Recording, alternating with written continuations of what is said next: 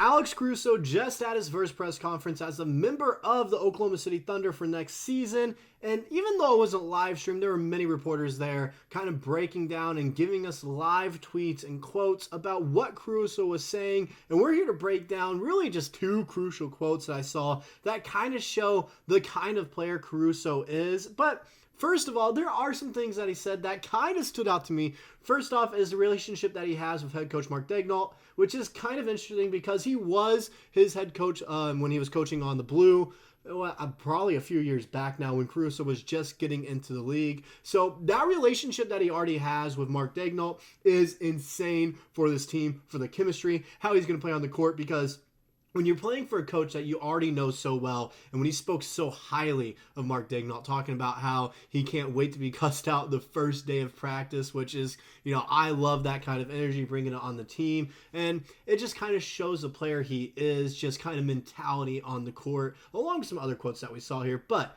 what he had to say about head coach Mark Daigneault was just insane, because it shows he's here for the team. That's what really showcases what he kind of means. And also talking about how some of the players have already reached out to him, when you have a guy like SGA already talking about how he loves his style of game and everything, he loves his style of play, and how he can't wait to get to work, and how he already knows the difference between J. Will and J. Dub, and that's just the little things of how he takes notes of who he's going to be playing with and who he's going to be playing for. It just shows how much he cares about winning a championship and playing high-level basketball, playing to the best of his ability. However, there are two quotes that I saw that I find really interesting.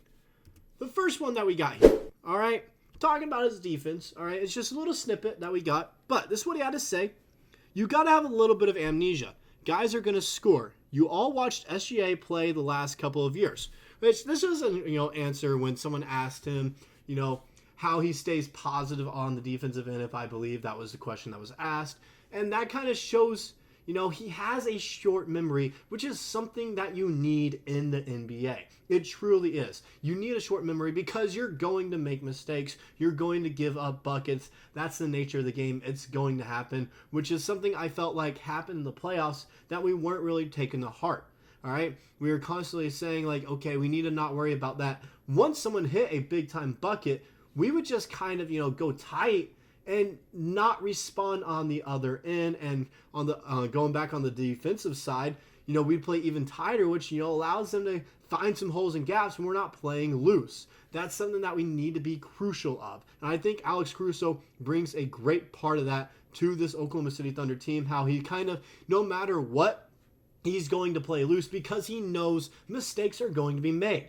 Guys are going to get to the bucket and score against him. It's the NBA. You're playing against some of the greatest athletes in the world and the best basketball players in the world as well. So, of course, every now and then someone's going to score on you. And it just shows you that's part of the reason why he's such a great defender and basketball player. When you look at the stats here, it translates so well when you look at this, even when he is starting off in the league. Now, he didn't really have great defensive stats when you can see here when he only had, half a steal a game for the Lakers when he actually was playing in the NBA instead of the G League. But that was only in 37 games played. And then the next season, jumped up a little bit to a steal a game. That's when you could really tell he was going to be a primarily defensive player.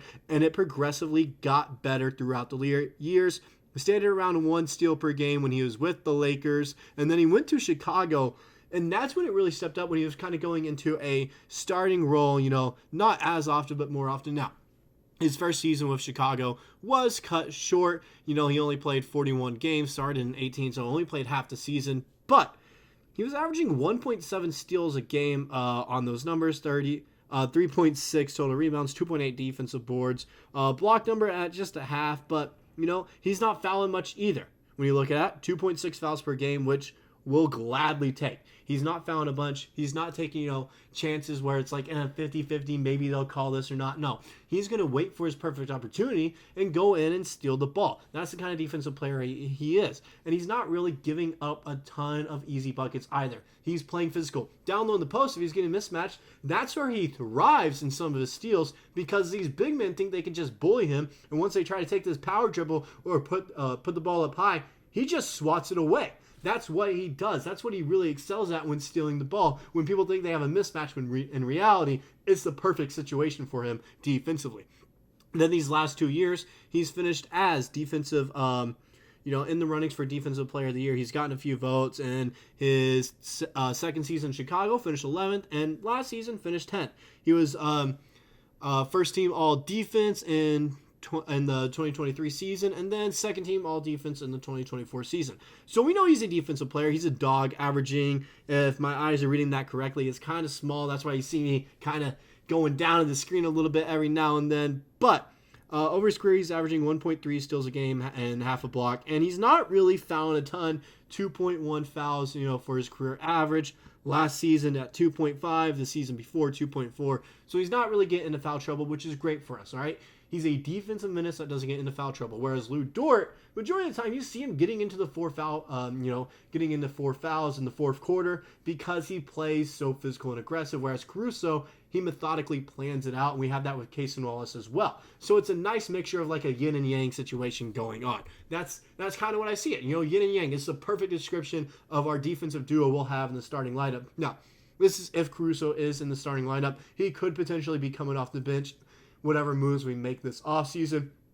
But whenever they're on the court together, Caruso and Dort, it's going to be like a yin and yang thing where, Dort is this physicality side, this brute, whereas Alex Caruso more is this guy that's relaxed and he's waiting for the opportunity to strike when you least expect it. That's what I kind of see from it.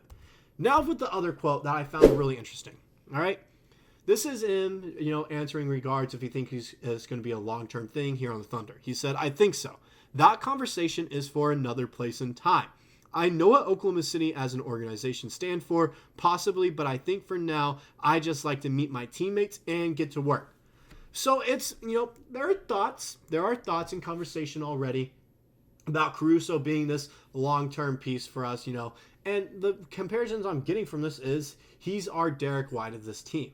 I don't want to do like a full-on comparison of like we're trying to be, do exactly what the Celtics are doing, because I think it's a little bit of a difference because our rebuild, we didn't wait 7 years to actually, do this. Once we saw we had success with this lineup last season, we immediately went out there and tried to build a championship squad, whereas Boston, they waited about 4 years before they finally said, okay, this is when we are going to be favorites to win it when we make all these moves. So I don't want to say he's our Derek White. However, I can see where the comparisons are, but Alex Caruso, I think it'd be good to have him long-term here on a deal because I think he'd be a guy worth anywhere from $15 to $20 million per year for an extension. We could get him on a 4-year deal, and I think that would allow us to keep Dub and Chet, give them, the max extensions that they will deserve.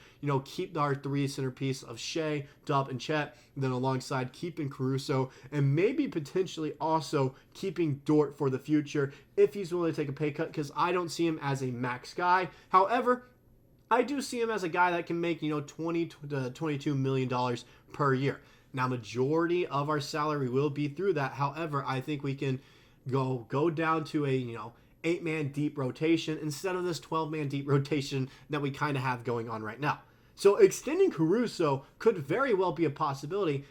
It's also nice to see him, not really have that be his concern at the moment where, oh, I need to be extended, as soon as possible. No, he's not worried about that. He's worried about meeting his teammates, all right, meshing with the team, making sure the flow is great, the chemistry is there, and winning a championship in 2025. That's his worry, not the money, but instead winning a ring, which is great for mindset and, coming onto the team as well.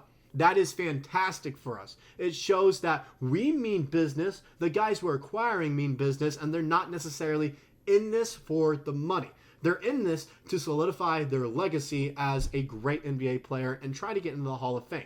That's what they're doing this for, and that's what Caruso is doing, which could kind of be infectious and go on to the rest of the team.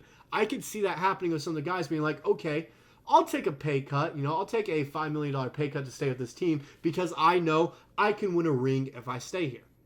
It's something that could be infectious and spread with everyone on the team, which could ultimately benefit us and make a super team if we really want to, because we are slowly building one. However, the salary will be a problem, and Caruso mentioning that, hey, I want to be here long term, but I'm not worried about the money at the moment is great for us. But that's all we really got so far of the press conference. We haven't been able to watch it because, like I mentioned at the start of the video, it wasn't live streamed for some reason. I don't know why. However, I believe they do plan on posting it at some point so we can actually see what he said and break it down some more, because it is different when you hear it from the words of the person speaking it out instead of in some, reports and tweets, at the moment from some reporters that were there. So it'd be definitely interesting to see what, his body language is saying when he's, with all these quotes. But let me know in the comments what you guys personally think from these quotes from him. If you guys think, with what he said, what we know he said, and mention if he'd be a great fit for this team. And also let me know if you guys would like to